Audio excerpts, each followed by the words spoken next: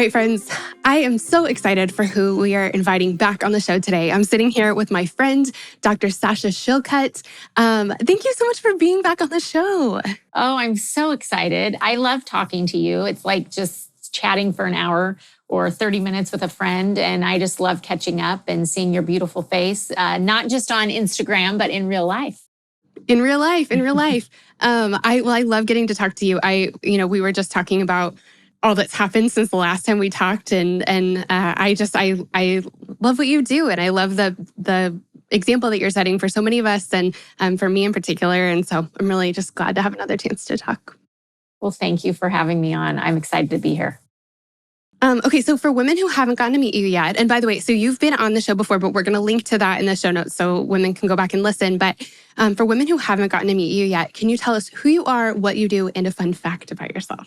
So I am a physician. I'm a cardiac anesthesiologist and professor at the University of Nebraska, and I take care of patients undergoing critical heart surgery. And about 2013, I burned out. I was a mom of 4 young children, had a busy career, and wanted to quit all the things because I felt like I was failing at my job and as a mom and as a wife, quite frankly. So I kind of took a year to save what was left of my life, thank the Lord.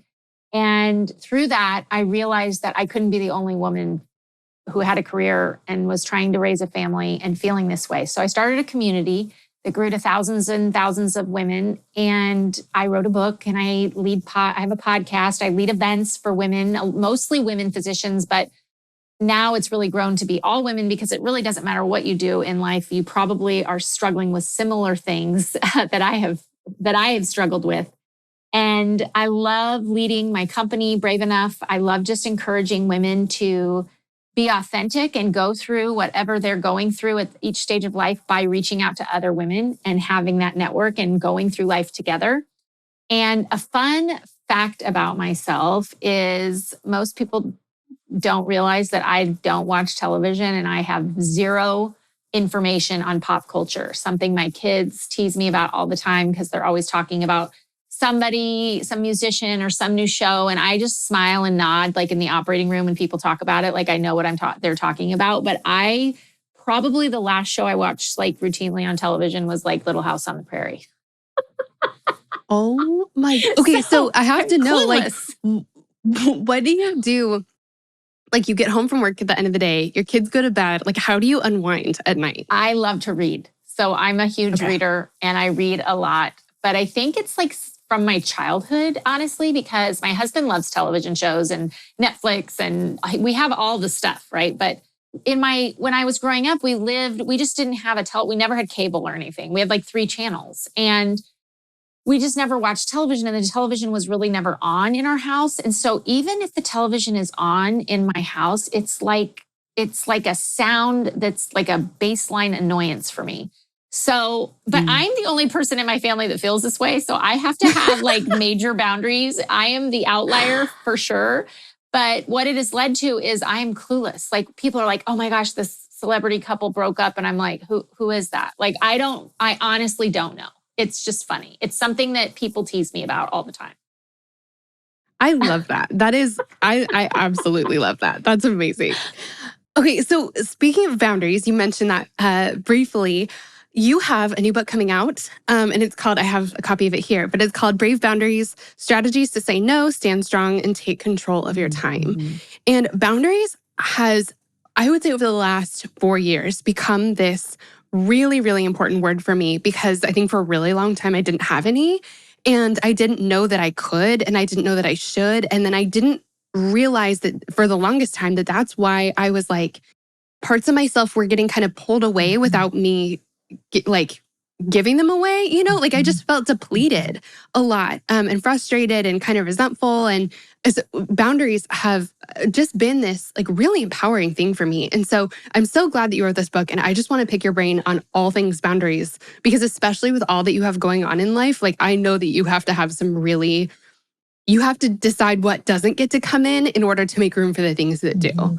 So tell me about the book. Tell me like how this idea came about and what this has looked like in your life. Yeah. So the book is something that I'm super passionate about. I wish I could give it to every single woman on the planet, because I'm this very high functioning, person who basically, I should know this. Like you can't really get more educated than what I have learned in my life. And yet I did not know, like you, that boundaries were this important. No one taught me about boundaries. I didn't even know what boundaries I needed to have in my life. I thought boundaries were like something that you should talk about if you're going through a divorce or something, like with a psychiatrist or psychologist. Like I was that clueless about how important it is to have and know your boundaries.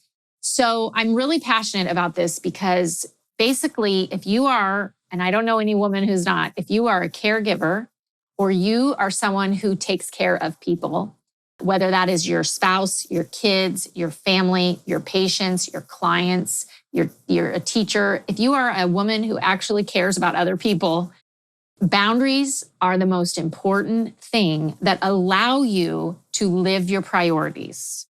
And it was so mind-blowing to me until I learned this, honestly, through therapy when I was in the start of the pandemic. And then, beginning of the pandemic, here I am, a physician, I'm a mom, I'm all of a sudden juggling like school at home and working with COVID patients and running this huge community where I'm serving other women physicians who are in the trenches. And I just felt like every day, the exact description of what you described, Stephanie, like just pieces of me being pulled away. But at the same time, shame that I couldn't help more, shame that my kids were getting a C in this class because I wasn't at home helping them because I was in the operating room and I couldn't explain how to do third grade math, like all these things, like shame, but at the same time, like less and less of me, less of my energy, less of my time. And I actually was so afraid of even opening my phone every day, because in my phone would be a message that we need you to do this, or you didn't do this, or you missed this, or you've got to do this, that I just had such low self-esteem and shame and I wanted to quit all the things. And I thought, here I am, this person who's written about burnout. I wrote this whole book about it, how to help women. I've led conferences on this. I'm supposed to be the expert. And I am back in the same situation I was in 2013. How did this happen? How did I let this happen? Why did I let this happen? So I went to a therapist for the first time in years and years. And she said, you have no boundaries. And I was like, what are you talking about? I don't even know what that word is. And I mean, I have like 3 degrees and I don't know what the word boundary is or how to put it in my life. And she taught me about this. And I recognized like, this is the problem. Like, I am not put on this earth to help all people. That's actually not my purpose in life. And that just feeds my ego and makes me a martyr and then just leads to burnout. And I had to recognize areas of my life. What boundaries taught me was I have a list of priorities of how I want to live. We all do. Maybe they just live in our head, but we all have these priorities. If you're not living your priorities, it's because you don't have boundaries. It's the only way to protect the way that we want to live our priorities, what we truly think our priorities are. And that's why I wrote the book. And I'm so passionate about it. And I'm so excited I get to talk to you about it today. I love that so much. And that so echoes the things that I learned in counseling also, kind of starting in 2018. And I just remember being like, what? Like, of course. Yes. Okay. This makes so much sense. And I guess I just didn't know this was allowed. And I also didn't know that this is something that like kind, loving, nice, helpful people could do. And it turns out they can and they should, they really need to. But I just didn't know that. But getting to figure out like what my boundaries are and starting to keep them has really helped so much in being able to live life the way that I want to live, keep the things that are most important, and love people better. So tell me, like, give us some examples of what boundaries are, because I think there's still a bunch of us who are like, I don't know. Yeah. So boundaries are really how we show up for people transparent, and kind in our world, whether that's our working world or our home life. And they teach people what our priorities are and how to treat us. And if we don't know what our own boundaries are, because the most difficult boundaries, I would say, and the most important ones are to set with yourself, someone else will set them for you. The world will set your boundaries if you don't set them for yourself. And so it could be something as simple as a morning routine. That's a boundary for you. Or it can be something like work email or work texts and phone calls coming in at a certain time.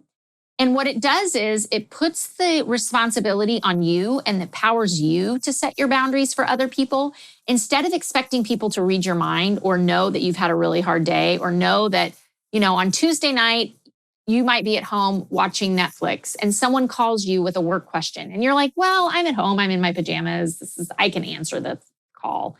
Even though you're not at work, you answer the call. But then the next Tuesday, you're in the middle of getting your daughter ready for a dance recital and the same person calls you. And now you're mad. You're mad at that person. You're angry. You're frustrated. You might even treat them a little rudely the next time you see them, or you might just be like, oh, they don't respect my boundaries. But you've not set the boundary, right? So a boundary, a kind and clear thing would be to not answer the phone the week before and just message, hey, is it emergency? 99% of the time it's no. I'll check in with you tomorrow. That's a boundary. And that allows us to live our priorities in a way that is kind to other people and sets up a respectful fence around what our priorities are. I love that. I love that. And really, you're mad at that person, which we've all been there for a million different reasons. We're mad at that person, but we haven't set them up for success. We've actually set them up for failure. And that's unfair. Okay, so tell me, I know that something you talk about in the book is like taking a personal boundary inventory. So talk us through like how to figure out where we might need some boundaries in our life first. So one of the things that I do in the book is I teach you how to take a boundary inventory of your life. And I always say, start with your pain point, your biggest pain point. We all have pain points. Maybe it's your bedtime. Maybe it's a project or a person at work. Maybe it's negative self-talk. Maybe it's health and wellness and just trying to balance like time for yourself as a busy working mom or whatever it is. Whatever your biggest pain point is life, maybe it's a family member, you probably lack boundaries around it. I would bet you 99% of the time it's a boundary issue. And so always start with your biggest pain point and just sit there and go, okay, what boundaries do I have around this person or project or issue with in my life? I have none. Yeah. I'm accessible to this person 24/7, or I think about this 24/7, or they can call me or access me 24/7. Where is the fear coming from around the boundary? And many times it's a self-confidence thing, or it's a learned behavior that we as women actually don't think we deserve boundaries because we want to be liked, or we've had it modeled for us in our maternal figure in childhood that a good woman or a good mom or a good doctor or fill in the blank doesn't have boundaries, always helps, always helpful, always shows up. If their belief system has the word always in it, that's just leading to death. Like you're on the pathway to death. I mean, I'm being very frank and dramatic here, but it's true. So if you always think you're going to be show up for your family, or you're always going to be there for your partner, or you're always going to be show up and do your job perfectly, you're setting yourself up for failure and burnout. And so the biggest thing to think about is, why am I afraid to set a boundary? Because most of the time it's an internal fear. We fear letting someone down. We fear disappointing nice people. We fear being seen as weak or that we need help. And we just can't seem to get over that fear. And it's almost always in our brain, something that we have believed about ourselves, that we think, oh, if I tell Stephanie I can't show up for coffee today because I've been up for 24 hours with a sick kid, she's going to be really mad at me and she's not going to want to be my friend. She's never going to ask me for coffee again. Like we start this whole narrative. Or if I tell my husband, I don't want to go this weekend on this thing that he's planned, I just need to stay home and take care of myself, he's going to be totally disappointed in me. And he's never going to, he's going to be angry or he's going to whatever. Like we just make these narratives when in reality, 99% of the time, the person gets it. They're like, I totally understand. Like, I get it. I won't call you at night anymore about work issues. Like people understand and you become a boundaried person that makes them feel safe enough to share their boundaries with you. But it's really important that we actually start with that boundary inventory. I love that. And, the thing about calling late at night, we want to take care of each other. Like that's the point of this is we want to take care of each other. We want to treat each other well. We want to honor each other. And I also think that we're like afraid of being a burden a lot of times. And so for that person who's calling at 9:00 at night on a Tuesday, like if that were me, I would need help clearly because I'm trying to call you. But I'm also worried about being a burden. And I'm worried, and I also want to take care of you. I want to honor you. If you tell me, hey, 9:00 at night on a Tuesday is not a great time to call me, but you can call me, between this time and this time, these days of the week, then that tells me how to take care of you and how to reach out to you without being a burden. And like, I love that as the recipient of that. And I really like, you said this earlier, and I wanted to just bring it back, like telling people how to treat you. I think when we don't take the time to decide how we want to be treated, then we can't tell anybody else. And we just assume other people know, and then we're mad at them when they don't know, but people can't read our minds. They don't know your mind and they don't know your stress level or what's been going on in your life. Yeah. I remember this in school all the time. I would be like so frustrated by this. I'd be this is like mostly high school, but you have back-to-back classes all day long and your teacher first period gives you homework. Then your teacher second period gives you a lot of homework, having no idea how much homework teacher one gave you.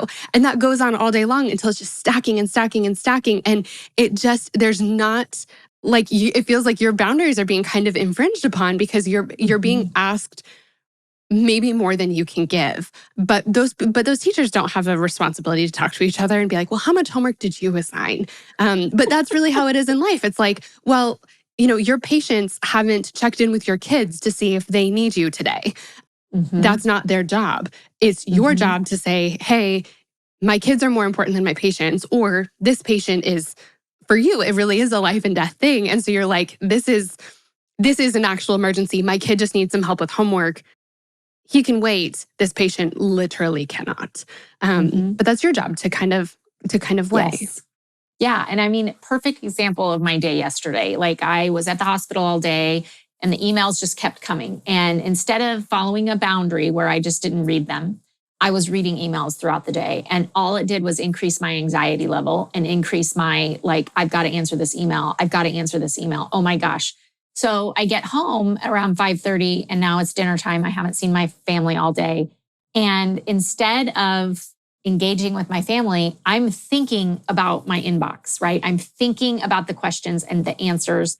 I'm not on my phone, but they have basically taken over my brain. And I had to excuse myself from dinner, go to the bathroom, sit there for 30 seconds and breathe and tell myself, like, none of those emails are emergencies. And I broke a boundary today and read them, which I normally don't do. I try really hard to I have times out of the week that I do my inbox. My kids are visibly in front of me right now for an hour. I'm going to get up out of this bathroom, go back to the dinner table, and I'm going to put a boundary in my head around my inbox. I'm not going to think about it. I'm not going to talk about it. I'm going to engage with my kids. And in 2 hours, if I still think that I have to do that, I will engage. Well, guess what happened? I was snapped right back into the moment and into my kids. And I was like, none of those emails are emergencies. They can all wait for my normal time that I answer them during the week. And I'm just going to engage and be with my kids. And so that is a boundary. And I think sometimes we don't realize that boundaries with ourselves are like this first set of boundaries that we have to set. What are some other boundaries that you have for yourself or that like we can have for ourselves? Because I don't know if that's really something that I can think of some, but I want to know more about this. So my strongest boundary that I have that is probably the number one boundary is I have to spend 30 minutes alone a day. It's the hardest one. It's the most challenging. And I know this because I coach women and I teach classes to women that are busy moms and have careers. And when I tell them they have to spend 30 minutes a day by themselves, they look at me like I have 7 heads. Like, where's that going to come from? So when I wake up in the morning, my first thought of my brain always goes to my to-do list. Like, oh my gosh, what do I have to do today? I have to do this and this and this, and I better get going. But I have a boundary. I have a super strong boundary with myself that I do not start the day working. I don't start the day on my phone. I don't start the day in my inbox. I get up, I go for a walk, and I spend time with God every day. And there are 700 things that I could do in those 30 minutes that I honestly, every day wake up. It's like I've been doing this now for years, Stephanie, and I still wake up thinking I should start the 700 thing, right? But if I didn't have a boundary with myself, like that is not how you start your day, Sasha. You get up and you walk. I wouldn't do it. And so that is a very simple boundary that has saved my life. It has literally saved my life because it helps me when on my walk, I think about my anxiety. I think about what are my worries? What have I been stressing about? What have I been worrying about that I shouldn't? What do I need to say no to this week? So that's a very just simple boundary. The other boundary that I have that I think is really important is your phone, quite frankly. I think we all have boundaries because our phone is how work comes to us. Nobody knocks on our door and tells us to do a task. That's not how work comes to you. Whatever you do in your vocation, it comes through your phone. And if you don't have clear boundaries around when you engage on your phone, you will do work, even if it's in your head, like my example at dinner last night, 24/7. Yeah. You will have no boundaries. And if you work from home, it's even more important that you're like closing the book of business right now, engaging in my life outside of work. Yeah. So I think I talk about this in the book, how to set your personal boundaries with your phone. Yeah. I think as I was thinking through like personal boundaries, I think my phone is the biggest one for me. And I had this moment a couple weeks ago, there's constantly so much going on in the news and in the world. And I go in and out of seasons where I'm like, I think I saw someone call it doom scrolling a couple days ago, like where I'm just like, trying to read up on everything, hoping that maybe that'll make me feel better. And it never does. But yes, I was trying to take a step back from that, but I still was feeling really anxious. And I'm getting my babies ready for bed. They're in the bathtub. I'm like getting towels out and lotion out. With twins, we have a dance of how we get them into bed at night. And somehow during that dance, I can hear them giggling in the bathtub. We're like halfway through bedtime routine. I pick up my phone and I sort of accidentally get on Instagram. And I feel like everyone's like, I know how you accidentally get on Instagram. I don't know. And I'm really careful about the people that I follow. That is a boundary for me, is I need to follow people who are uplifting, who are inspiring, who are positive, who are kind, who, I'm not like super prone to compare myself to. I have really clear boundaries. But even so, one of the people who had gotten through that filter, and this person has a lovely Instagram account, they had posted something really sad and hard from the news that day. And so I'm mid-bath time. I'm thinking about lotion and babies giggling and getting the girls to bed and what I want for dinner. And then all of a sudden, I'm seeing this super hard news thing. And it just jumped in front of my face, basically. And I kind of threw my phone down and it took me out of the moment completely. And I was instantly mad. Like I was mad at this person, but this person's allowed to post whatever they want. Everyone is allowed to post whatever they want. But I have to choose what I let in. And so I threw my phone down, was instantly mad, was instantly out of the moment, was instantly stressed out. And then I picked my phone back up again and I deleted Instagram because I needed a little bit more of having a boundary. The boundary I had set, the fence wasn't high enough for that season of life. Yeah. And so I don't have it on my phone currently. I do it from my computer. I download it when I need it and then I delete it again. But I'm learning that I have to be really, really, really careful about when I open the door to information, because there's sometimes when I'm not prepared for what's going to walk in. Yes. And then there's this whole thing in the world that really tells us again that if you were a good citizen, you would, read that and engage. And actually, it's such a wrong approach to, again, your priorities and your wellness and your well-being. Like, only you know that at that time of night, your priority are your girls and getting them in bed and spending time with them. But we fall into this like, oh, we have to consume everything and we have to feel everything and we have to, and it's very, very much perpetuated, I think, in our world today. And then we wonder why people are like burned out and depressed and have anxiety and all of these mental stresses that, and I'm not saying like be a person to just put your head in the sand and don't engage in what's going on in our world. And that's not what I'm saying. But there's a time and a place, and only you honestly know what, when, and how you can consume that information. And I think if you don't have boundaries, it will take over your whole day. Yes, you know when you can. And then you have to decide when you do, which means you have to decide when you don't. And like in that moment, like my kids, I mean, my husband was with them, so they're not in the bath by themselves, but like they need to get out of the bath within like 30 seconds. It's like, it is time for them to go to bed. I'm taking care of a physical need of my children. And that has to take precedence. Like it's not the moment for me to like sit and grapple with this really hard thing going on in the world. But if we don't decide when it's a yes, and especially when it's a no, like it really did. I didn't click on that person's profile. I didn't even really mean to open Instagram. I was like closing out apps on my phone or something. But it really feels like it sort of jumped in front of my face. And I was like, okay, I really need to set this fence higher because I wasn't in a place for that in that moment. And it's also important to, I always say boundaries don't just keep the bad out, they keep the good in. And boundaries allow something that could be very positive in our life to stay positive and not to become a negative. And if you don't have boundaries around the most precious things in your world, they will eventually become a source of negativity or a weakness or something bad in your life, quite frankly. So it's, at least in my life, I've learned that I have to have boundaries around the most important things. Tell me more. I want to hear just a couple more examples, like just anything that comes to mind. I think that like how you have boundaries around the most important things in your life to keep the good in. Yeah. So, a very good and I think common thing is boundaries with your family. I know so many moms who don't have boundaries with their kids because they're operating constantly out of a feeling of guilt.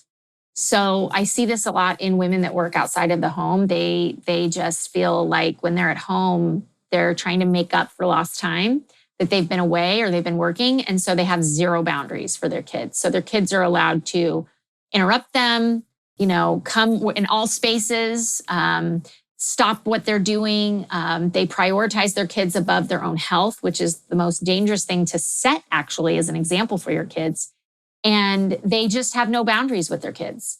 And when I say, well, this is the cause of your stress, why don't you create a boundary around this? They're like, well, we've been gone all day. I'm like, what does that have to do with teaching kids good boundaries? That's so important that we teach our kids boundaries. So a very common thing that I do is, I teach all women to have a space in their house that is just for them. It can be a nook, it can be a chair, it can be the pantry door shut, it can be a closet, but you have to teach your kids that when mom is here, don't interrupt me. I'm having me time, because what you want to teach your kids is to do the same thing. You want them to have a space that's a safe space for them to go and withdraw from brother or sister or parents and just have a moment for themselves. So, people who say, oh, I have a 2-year-old, they can't learn that. Yes, they can, and they will.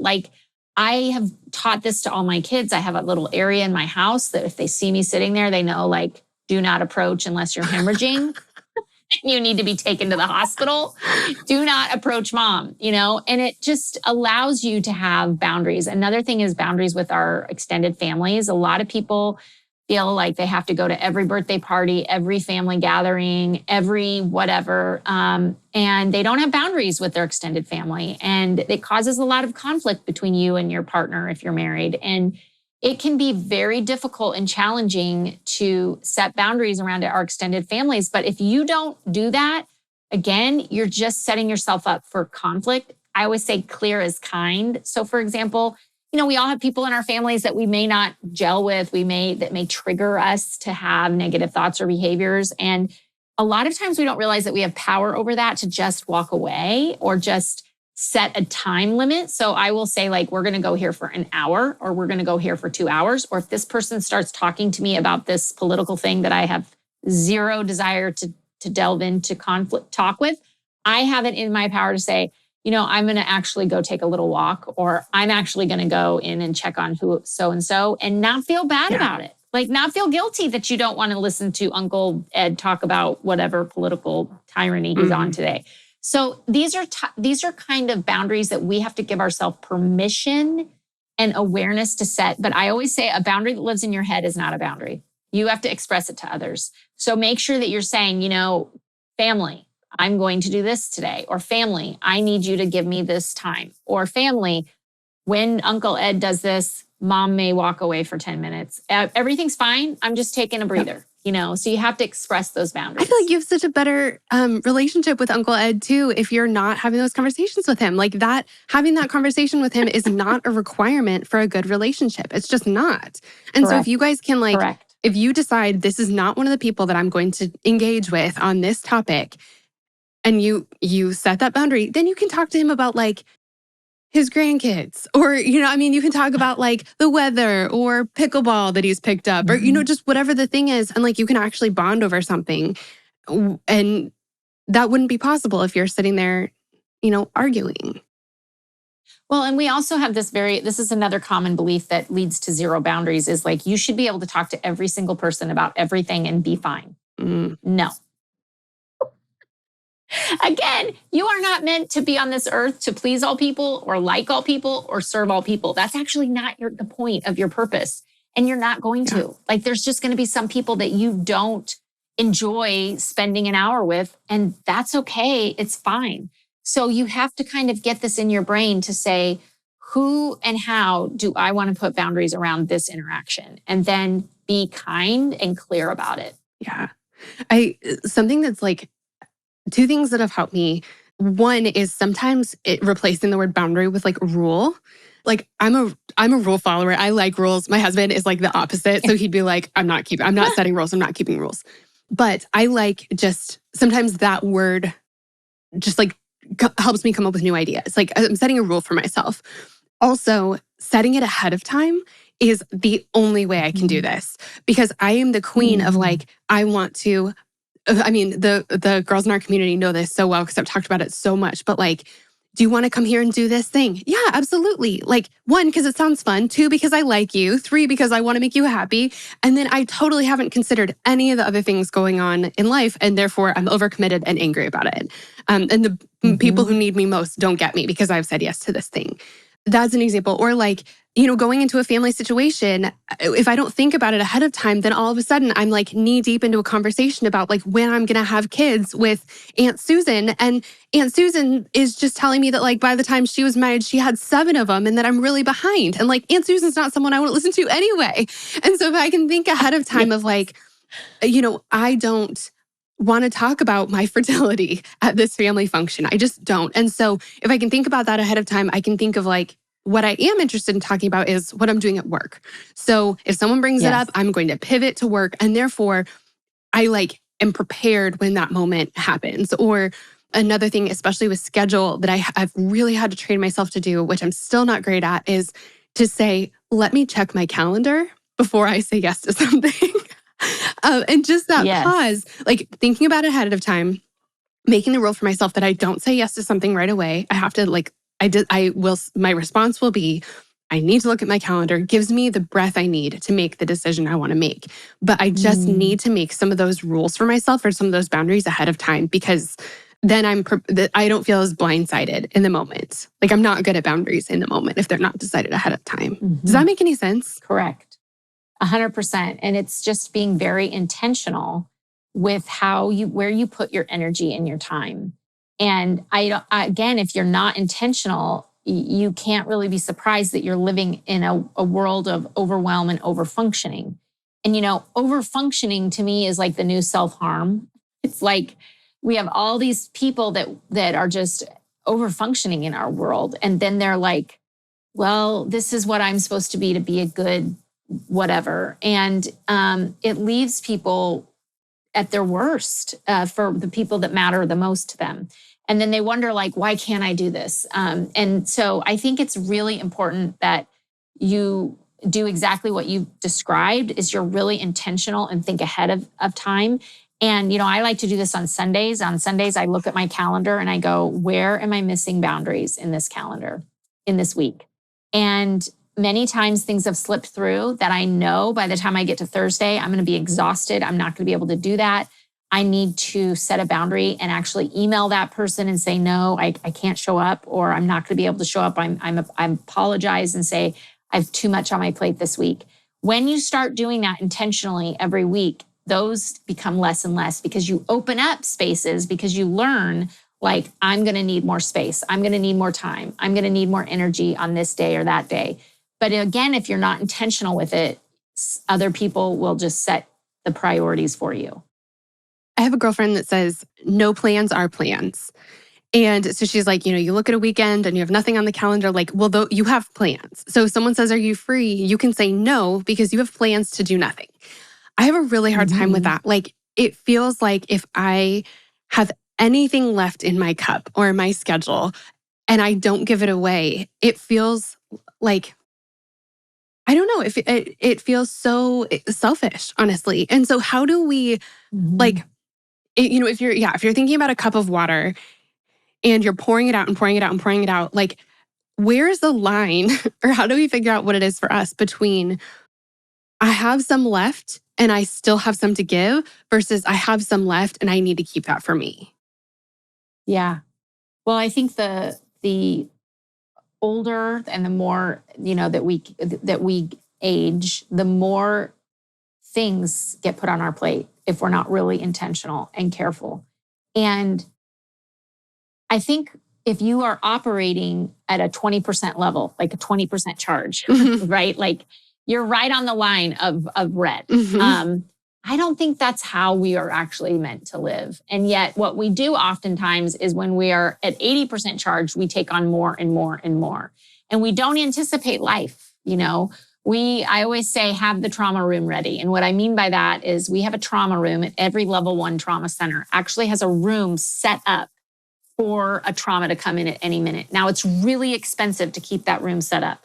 We have equipment in there. We have drugs in there. We basically close that room and just leave it open when we could be doing surgeries there. So it's costly, but it's worth one life, right? I would say one person that we save is it exceeds the cost of that room to keep open. Oftentimes in our life, in our week, we don't have a trauma room set up. We don't have space in our week. And then we think, oh, we should fill it. Like, we should be doing some other thing in that room. But that's a really false belief. And we always have to think about why. Why do I feel guilty staying home and doing nothing today? Why do I feel guilty? Where is my self-worth coming from? Is my self-worth coming from saying yes to everyone and making everyone happy? That's not a good place for where you want your self-worth to come. Is my self-worth coming from pleasing others or working to myself to the bone? That's not a good place for your self-worth to come from. So it's really, in the book, I go deep into questions about, do you believe you have worth to set boundaries, that you actually have the permission to set boundaries, and really get into that deep kind of self-improvement and self-reflection work to ask yourself those questions. I love that. I love that. I love the idea of the trauma room. And man, I'm really grateful for the work that you do.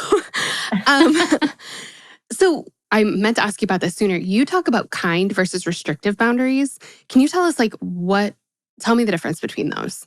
Yeah. So, a boundary that is kind, it really is transparent and clear and allows other people not to have to question, like, your mood that day, or what the temperature is in the room, or what's going on in your life. It's just a very clear boundary. And it's very different than a restrictive boundary, which we tend to think of restriction boundaries as like, oh, I'm not going to be their friend, or I'm not going to answer their emails at night, or I'm not going to do these things.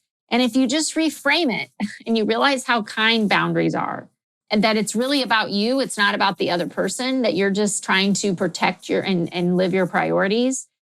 You become someone who other people actually respect for the transparency, and that you become someone that other people feel like they can share their boundaries with you. So when you say, I'm going to go on vacation and I'm not going to check my email for a week, you aren't saying, you're not, a restricted boundary would be like, oh, she's not working on vacation because of whatever. A kind boundary would say like, I don't answer emails on my vacation week. And therefore, I don't expect or want you to either. Mm. And I want to respect your health and wellness. And I want you to go away for a week and have a week off. And I do not expect you at all to respond to my emails. Yeah. So that's a kind boundary versus a restrictive boundary. And I think it's really important that we recognize the difference there. I like how you said the temperature in the room, because I think, and we actually talked about this on an episode recently, that, there are things all over Instagram that say like, no is a complete sentence. And if someone like you love, if you said, hey, do you want to go to lunch with me today? And you responded, no. I'd be like, oh my gosh, like, is she okay? Did I do something? Like the temperature in the room here just got really cold. And all of a sudden I feel like there's more distance between us. Whereas if you just responded like, I've been up for the last 24 hours with a sick kid. I really just can't today. Can we reschedule? I'd be like, oh my gosh, of course. And that's really transparent. I know what's going on with you. And, that's something that my husband and I have talked about a lot when it comes to work. Sometimes I feel like for me, the more I understand what's going on at work for him, the more empathy I can have and the more space I can give him and the more I can help. Whereas if he just says something like, I have a lot going on this week and leaves it at that, I don't really know what to do with that. It's really helpful for him to say, I have this project due on Friday, or I have this. And even just that one extra moment of explanation helps me so much. Like, I feel like I can be on his team and be like, okay, I'm going to take over this and I'm going to take over this and I'm going to take over this. Like, I feel like I'm helping with this project also by taking things off his plate. And it just takes like another second of explanation. Yes, because it takes away having to assume positive intent. Because when we're tired, we don't. Like the first thing that goes out the window is when you're tired or someone else is short with you, is you don't assume positive intent. So as much as we try to, it's the first thing that goes out the window. But an explanation, you don't have to assume. It takes that assumption out. You're like, oh, they would love to have lunch with me, but they've been up with a kid for 24 hours, so they can't today. Yeah. And I think it's just really good for us to recognize that most people, like, I love the phrase, if we really understood how little other people think about us, we would be shocked. There's that quote out there and it's so true. Most people are just trying to get through their day, and they're just trying to get to the end of their day and do a good job of their day. And they're not thinking about you or all of the stuff that you've got going on. So the more clear you can be about your boundaries and where you're going to put your time and energy, it just pays off dividends for relationships, both at work and at home. Love that. If we, I think the hope is that people are really respectful of our boundaries, and that it gives them permission to set them as well. What do we do if someone does respond the way that we're afraid they're going to? Like, we set a boundary and our fear is they're going to think I'm lazy if I say no to this. And they do think we're lazy, or they respond in a way that makes us think that, or they're going to think I'm mean if I say no to this, and they think we're mean. Like, what do we do with that? Yeah, great question. I talk about in the book something called the boundary setting model, and how to set the boundary and how to go through the thought process. It's a 4-step process. It's super easy, so that you've thought about that worst case scenario. So then if it happens, you've already played it out in your mind about what your response is going to be. And most of the time when you get what I call boundary backlash, so set the boundary, you get some backlash, most of the time it's coming from a place of jealousy, because the person is actually jealous that you've set a boundary because they've never done that, or they've never even thought they could. So this is very common, like, oh, we have to go to this work thing at night and I don't want to go. Well, why do you have to go? Well, everybody always goes. Well, has anyone said no or explained why they don't want to go? You be the first person to do that. You do it, and everyone else is like, well, why did she get to set the boundary, right? They're jealous. And so most of the time, the boundary backlash we get is jealousy. Sometimes people are going to think you're lazy. And you have to go, okay, is someone thinking I'm lazy more important than my health and well-being and living my priorities? Is someone's thinking that I'm not a team player more important than what my family thinks of me or what the people I'm trying to live my priorities with think of me? That's the real question you're asking yourself. Like, am I so afraid to set the boundary because of what someone else is going to think about me? Because even if they respond rudely to you or they say something rude to you, it's going to last 30 seconds. They're going to be done with that thought and not thinking about you in 5 minutes. Mm-hmm. And so I always teach women it's worth the negative interaction. Whatever happens, it's worth it to set the boundary. That's so good. That's so good. This is something, I'm sure I've talked about this on the show before, but something I talked about with my counselor maybe 6 months ago was we put together, I think it's changed, but you know the like old food pyramid that looked like a pyramid instead of, I think now it's a plate. We talked about the pyramid and like who's on my pyramid, who is at the top, who is the very most important person, and trickling it down from there, who's on my pyramid.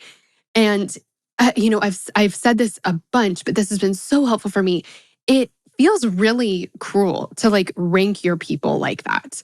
But I've really needed to do that because otherwise I give everyone equal importance, because that's what I would like to do. If I had infinite time and energy, I would like to give my whole self to literally everybody. But if I recognize that like either I can respond to this email or like either you could respond to those emails or be present at dinner, and the people who sent you the email like don't really care very much. Like it's not urgent. They don't need a response right away. Like it'd be nice to get a response, but they don't need it. But your kids actually really need you. Like thinking through that ahead of time and having that mental picture of your pyramid and going, okay, my kids are higher than this random person who has an inquiry about this random thing. It really shows you like how uneven it is. And I don't know why I really just need that though. I need to go, okay, I have 5 minutes. 2 different people are asking me for something. One is one of my daughters, and one is some person I've never met before who's asking me for, I don't know, something random in an email. My daughter's more important, obviously. But it's not, I don't know, sometimes it's not obvious in the moment because we just want to please everybody. Correct. Yes. And it's really interesting when you take that pyramid and compare it to your calendar. That is a big, and I've done that. I try to do that at least once a year. Normally around January, I have a little self-retreat day, I call it. And I do that pyramid exercise. And then I look at my calendar and it's so convicting because I realize, oh my goodness, my calendar doesn't match the pyramid. I'm not, and that's where boundaries really come in, is because they can allow you to get your calendar and your time and your energy to be as close to that pyramid as possible. That's so good. Just as we're finishing up, if you could go back and give yourself some advice when you were turning 30, what's something that you would tell yourself? I would tell myself that it's okay for some people to be wrong about me, to think wrong about me, to have wrong opinions about me. It's okay. Because I think there's so many times in my life that when I was in my early 30s, I really wanted people to think good of me and well of me. And if they didn't, it just devastated me to the point where I would work harder to earn their approval, or I would change who I was, or I would change my priorities. And I wish that somebody would have been whispering in my ear, it's okay that they think wrong of you. Just keep doing what you know are your priorities, and just keep being your authentic self, and don't change just to get that one person's approval. Yeah, that's so good. Sasha, thank you so much. Thanks for being here. Thank you for being such a great example for us. And I'm so glad to know you. Thank you for having me.